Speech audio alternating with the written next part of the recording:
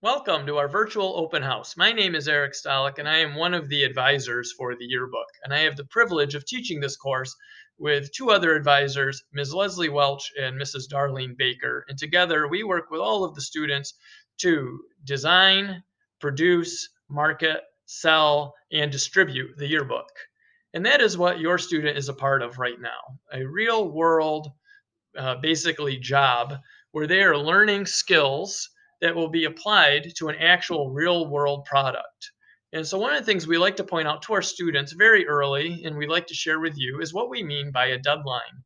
A deadline for yearbook is different than it may be in, for example, a science course. If one of my students does not complete a lab on time, then they've missed their deadline for that lab, and they usually have an opportunity to still make it up within the marking period. And sometimes there may be a slight penalty for being late.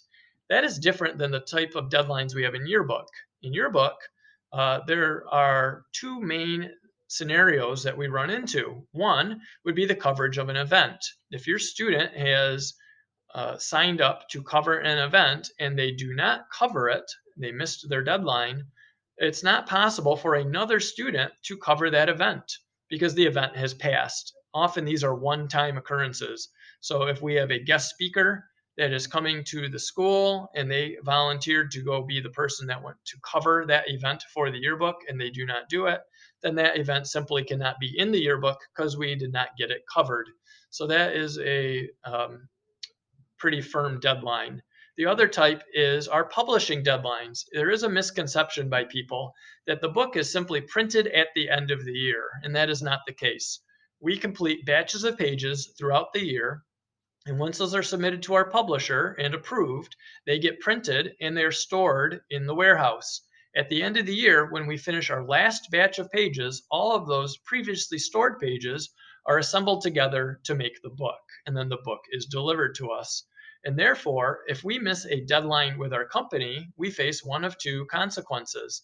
We are either financially penalized, which could be hundreds to thousands of dollars for those missed pages, and it could also result in the book not being delivered on time, so students do not have it before the summer. Obviously, that is also a serious consequence. It's very stressful for the students because of those deadlines. Um, and it is also very exciting because they are learning real world skills with real consequences. And we work with the students to meet those deadlines, but we do like you to understand why our deadlines are so important and what they mean. In terms of what they are learning this year, it's really exciting because they get to wear many hats. And so, in one area, they may be very skilled, and in another area, they may be learning new skills. So, photography, interviewing, writing, editing, marketing, and so on. Grade wise, we do post grades in School Tool. We have very few grades that would be in the form of a test or a quiz, although those things are possible. The majority of our grades are for completing tasks that result in the production of the book, whether that is a small task such as photographing an event or tagging pictures, or if it's a large cumulative result such as the pages that they submit for their deadline. The entire book is produced in a program called Yearbook Avenue, and this is available through the internet. And so it is a program that they log on to, and through using the different menus and tools, they actually construct the pages. And they also will be using their Google Drive to upload photographs to a shared drive for the yearbook. Obviously, all images are the property of ESM schools and the yearbook and are subject to copyright. So students need to respect the privacy of those pictures, not be sharing with them with people outside of the yearbook, and handling them in a professional way. And we have covered this with the students in class. But if anyone ever has questions about those issues, they may approach us.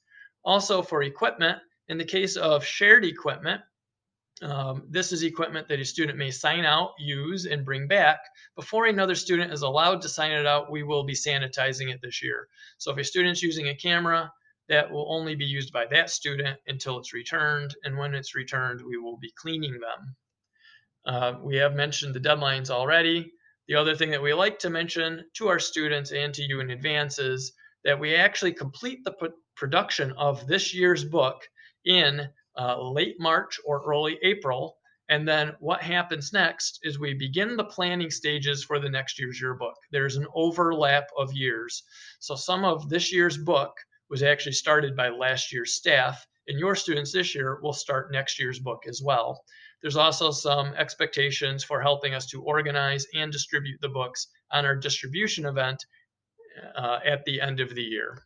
If you have any questions, please don't hesitate to contact us at yearbook@esmschools.org. And we look forward to working with your student to produce another successful book this year.